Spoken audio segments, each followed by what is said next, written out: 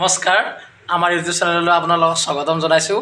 আজি মই এনেকুৱা এটা জেগাত যাম য'ত নেকি আমি সদায় অহা যোৱা কৰি আছোঁ, কিন্তু মই এতিয়ালৈকে দেখা নাছিলোঁ।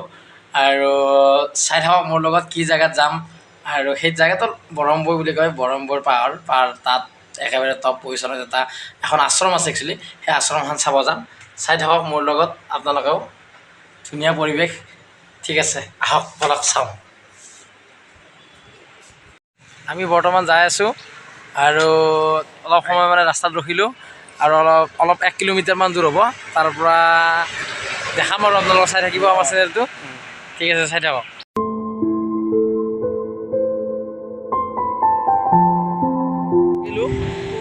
লক্ষেতৰা নদীৰ কাষতে আছে বৰম্বৈ পাহাৰখন, য'ত নেকি আমি যাই আছোঁ।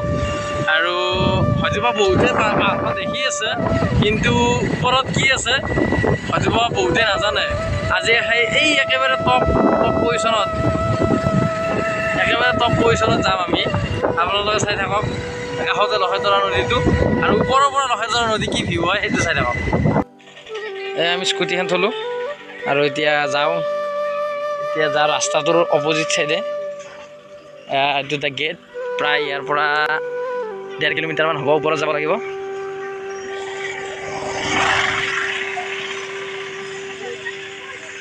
এইটোৱে গীত শিখৰ আৰোহণ তৰুণ সিদ্ধাশ্ৰম বৰম্বৈ। স্থাপিত গেটটো স্থাপিত কৰিছে 2015 চনত। আমি এই খটখটিৰে যাম আৰু এতিয়া ওপৰত। এই বৰম্বৈ পাহাৰৰ ওপৰত যিখন আশ্ৰম আছে, সেই আশ্ৰমখনক সিদ্ধাশ্ৰম বুলিও জনা যায়। এই আশ্ৰমখন বহুত বছৰ আগৰ পৰা ইয়াতে স্থাপন কৰা হৈছিল, বহুত বছৰ পুৰণি হ'ল। ইয়াতে এজন বাবাই, সন্যাসী এজনে এতিয়াও ইয়াত বাস কৰি আছে। ৰাতি ইয়াতে থাকে আৰু দিনত তলত আহি ভাত পানী খাই আকৌ ৰাতি ওপৰলৈকে যায় বাবাজনে। আশ্ৰমখনক এইকাৰণে সিদ্ধাশ্ৰম বুলি কোৱা হয়, কাৰণ ইয়াতে যদি কোনোবাই কিবা এটা সাধে, মানে কিবা এটা বিচাৰে, সেইটো পায় বুলি বিশ্বাস এটা আছে। সেইকাৰণে এই আশ্ৰমখনৰ নাম সিদ্ধাশ্ৰম। ইয়াৰ নেচাৰেল বিউটিটো খুবেই ভাল। আজি 5-6 বছৰ আগতে এই মন্দিৰৰ মেইন গেটৰ পৰা এই যিখন খটখটি আছে এখন বনাই দিয়া হৈছিল। আৰু ইয়াৰ পৰা কিছু ওপৰৰ পৰা ইয়াৰ পৰা নাই আৰু খটখটি। ইয়াৰ পৰা চিৰি নাই ন। এক খুবেই ধুনীয়া দৃশ্য, প্ৰাকৃতিক সৌন্দৰ্যৰে ভৰপূৰ এইখন ঠাই।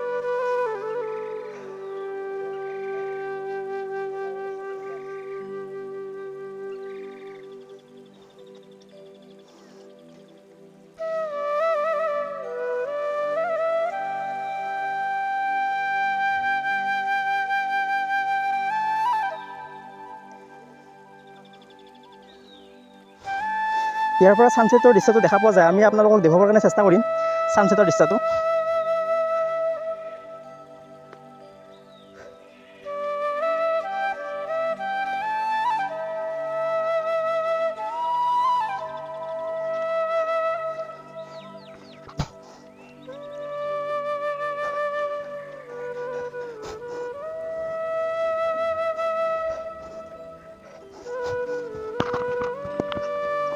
এইখনে হ'ল বৰম্বৈৰ দলংখন, আৰু সেইখন হৈছে পুঠিমাৰী নদী। বহুত ভাল লাগে। ইয়াৰ পৰা লোকটো আপোনালোকে চাওক। সূৰ্যটো এতিয়া ওলাই আছে, অলপমান দেৰিকৈ অস্ত যাব। মই আপোনালোকক অস্ত যোৱা সূৰ্য দেখুৱাবৰ কাৰণে চেষ্টা কৰিম।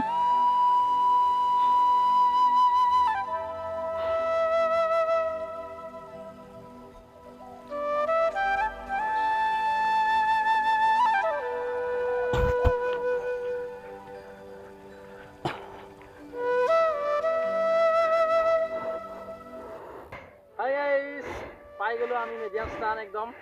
আৰু আপোনালোকে প্ৰায় ভাবি থাকে যে মানে শ্বিলং যাম জেগা চাবৰ কাৰণে, পাহাৰ পৰ্বতে ঘূৰিম বুলিকে, কিন্তু এই জেগাখন একদম ওচৰতে, ঘৰৰ একদম ওচৰতে পায়, য'ত নেকি বৰম্বৈৰ কাষতে পায় এই পাহাৰখন। আৰু ইমান ধুনীয়া জেগা আছে চাওক, ইমান ধুনীয়া। ইয়াত আহিব, বেলেগত পইচা খৰচ কৰাতকৈ ইয়াত আহি এবাৰ চাবচোন কিমান ধুনীয়া লাগে, কি ধুনীয়া নেচাৰেল পৰিৱেশ। আৰু মানে পূৰা গছ, মানে ডাঙৰ গছ নাই, কোনো ঘাঁহনিৰে আৱৰা, যেন না ক'ৰবাত ফৰেইনতহে আহি গ'লোঁ এনেকুৱা লাগি গৈছে মোৰ। আৰু দেখা পাওঁ কিমান ওপৰৰ পৰা আমি হেৰিটো দেখা পায়, এটা চাই গছ গছনি পূৰা ইমান ধুনীয়া ঠাই, ভাল লাগে। ইয়াত এবাৰ পইচা খৰচ নকৰাকৈ ইয়াত ফ্ৰীতে চাবচোন কি ধুনীয়া লাগিব, মনটোৱে ভাল লাগি যাব ইয়াত আহিলে। দেখাই দিওঁ এইফালে কিমান ধুনীয়া এইবিলাক পৰিৱেশ।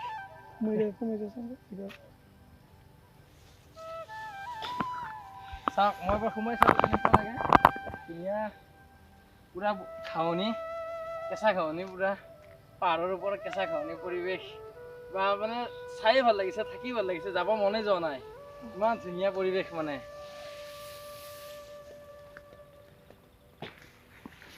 হয়, সঁচাই বহুত মানে ভাল লাগে এইখিনি ঠাই। এইখিনি ঠাই মানে আপুনি ক'ব নোৱাৰে যে আপুনি বৰম্বৰ পাহাৰত আছে। এয়া বেলেগ নহয়, বৰম্বৰ পাহাৰৰে এটা দৃশ্য, ইমান ধুনীয়া চাৰিওফালে ঘাঁহৰে আৱৰা। এয়া চাওক, লোক চাওক, ইয়াৰ পৰা লোক চাওক। এইখনে হৈছে বাইহাটা চাৰিআলিৰ পাহাৰ, দেখিছে চাগে আপোনালোকে। চাওক এইটো এটা শিল, য'ত নেকি ইয়াৰ ওপৰত উঠিলে সূৰ্য অস্ত আমি দেখা পাওঁ। আৰু এইটো এটা ভিউ পইণ্ট, য'ত নেকি আমি গোটেই মানে গাঁওবিলাক বহুত সৰু সৰু মানে হেৰি দেখা পায়, নদীটো দেখা পাম ইয়াৰ পৰা। গতিকে আপোনালোকক দেখাওক কেনেকুৱা লাগে, চাই থাকক। এয়া চাওক কি ধুনীয়া এটা পৰিৱেশ। এনেকুৱা ইয়াৰ পৰা উঠি গম পায় যে পৃথিৱীখন ঘূৰণীয়া। চাওক এফালে সূৰ্য ওলাইছে আৰু এফালে ধোঁৱা হৈ ওলাইছে।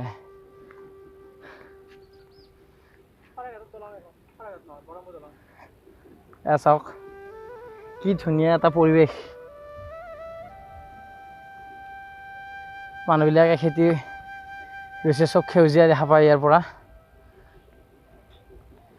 গমেই নাপায় যে ইয়াত আমি বৰ্তমান আমাৰ গাঁৱৰে ওচৰত বৰম্বৰ পাহাৰত আছোঁ। মোৰতো এনেকুৱা অনুভূতি হৈছে যেন ক'ৰবাত ফৰেইনত গৈছোঁ, আৰু ফৰেইনৰ পাহাৰৰ ওপৰৰ পৰা আপোনালোকক চিনেৰি দেখাই আছোঁ। সেইখন চাওক, লখেতৰা নদীৰ ওপৰত থকা দলংখন ইমান সৰু সৰুকৈ দেখা পায়। চাই থাকক, আৰু আশ্ৰমখনলৈকে আমি যাই আছোঁ।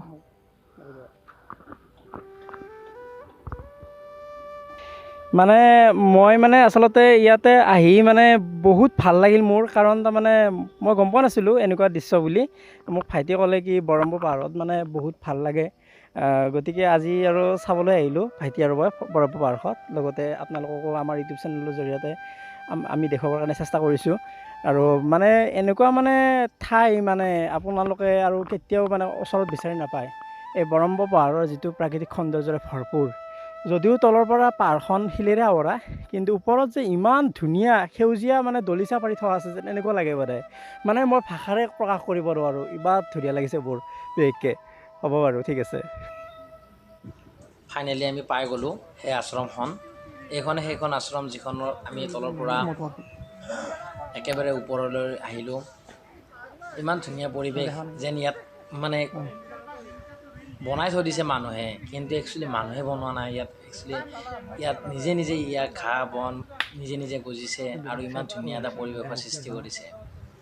আৰু পাহাৰৰ ওপৰত ইমান সমভূমি দেখা নাছিলোঁ, ইয়াতে আহি গম পালোঁ ইমান ধুনীয়া এটা পৰিৱেশ ইয়াত ওপৰত আছে।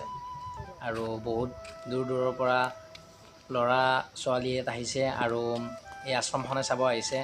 সিহঁতে ইয়াত ৰখি আছে, চাই আছে, আৰু নেচাৰৰ যি মনোমোহা দৃশ্য সেয়া উপভোগ কৰি আছে। ইমান ধুনীয়াকৈ তাত এটা পাত এটা পৰি থকা নাই, ইমান ধুনীয়া লাগিছে। চাই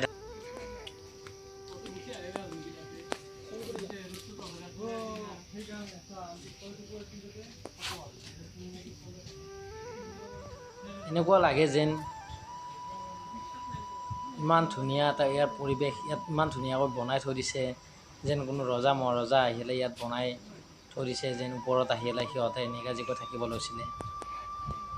আৰু এই আশ্ৰমখন দেখিলে এনেকুৱা লাগে যেন তললৈ আৰু কেতিয়াও নাযাওঁ। ইয়াতে থাকি যাওঁ। আৰু ওপৰত অহাৰ পাছত এই মানে মনটো ইমান পাতল হৈ যায় যেন, আৰু মানে গাড়ী মটৰৰ চাউণ্ড একেবাৰে নাই, যেন ইয়াত সদায় চিৰজীৱন ইয়াত থাকি যাওঁ। বাবা থানখন, য'ত নেকি আমি একেবাৰে বৰম্বৰ পাহাৰৰ একেবাৰে টপ স্থান। ইয়াত আমি দেখিলোঁতো, আপোনালোকক দেখালোঁৱেই মহাদেৱৰ মানে মূৰ্তিটো। আৰু মেইন গেটটো একচুৱেলি বন্ধ আছে, বাবাজন আজি নাই, য'ত নেকি বাবাজন আজি বহু বছৰ ধৰি এইটো ঘৰতে মানে বাস কৰিছে। গতিকে আজি থাকিলে আপোনালোকক দেখালোঁ হয়, বেলেগ এদিন আহিম, দেখাম। আৰু দিব বিচাৰি ইয়াত খানা মানে খাব বিচাৰে, তেতিয়াহ'লে বাবাজনক যোগাযোগ কৰিলে হ'ল, তেতিয়া বাবাজনে বনাই দিব।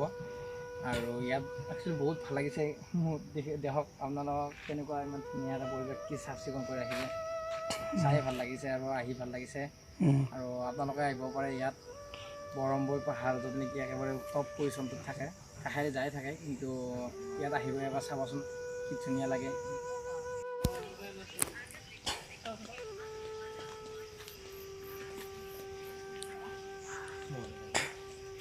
এইটোৱে হ'ল পুঠিমাৰী নদী। এইটোৰ পৰা আপোনালোকে এই মানে টপৰ পৰা দেখা পোৱা যায় ধুনীয়া কৰি পুঠিমাৰী নদী। সেইটো হৈছে ৰাস্তাটো, মেইন ৰোড, যিটো দমদমাটো ৰঙিয়ালৈকে যায়, দেখিছে চাগে ইয়াৰ পৰা। লক্ষীতৰাটো আচলতে গাঁৱলীয়া শব্দ আৰু লিখিত নাম পুঠিমাৰী নদী। মানুহবিলাকে একচুৱেলি লক্ষীতৰাটো ইউজ কৰে। কি কবি? এই পাহাৰখন মানে একচুৱেলি এটা সময়ত মানে কি হৈছিল, মানে শিলেৰে আৱৰা, আমি একচুৱেলি শিলৰ ওপৰতে আছোঁ, গোটেই পাহাৰখন শিলেৰে আৱৰা। আৰু এটা সময়ত মানে কি ইয়াত যিটো ডাইৰেক্ট তলত থাকে, তলত মানে শিলবিলাক কাটি মানে শেষ হৈছিল, য'ত নেকি ফৰেষ্টে এতিয়া বন্ধ কৰি দিছে আৰু এতিয়া ষ্টপ হৈছে। নহ'লে এনেকৈ যদি শিল কাটি থাকিলে নহয়, পাহাৰখন গোটেই শেষেই হৈ গ'ল হয়। কিন্তু এতিয়া এটা ভাল কথা যে মানে বন্ধ কৰি দিছে, আৰু আমি যাৰ কাৰণে আমি চাব পাৰিছোঁ।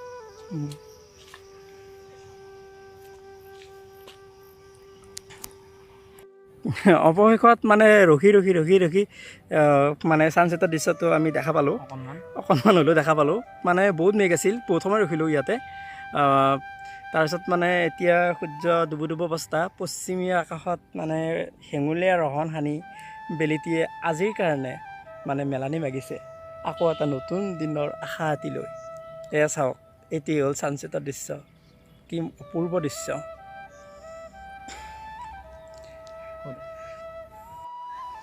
আমি চালোঁ এই পাহাৰখন, এটা মানে যিটো আশ্ৰম ওপৰত, সেয়া পাহাৰখন চাই বহুত ভাল লাগিল, একদম ঘামেৰে ভিজি গৈছে চোলা তোলা।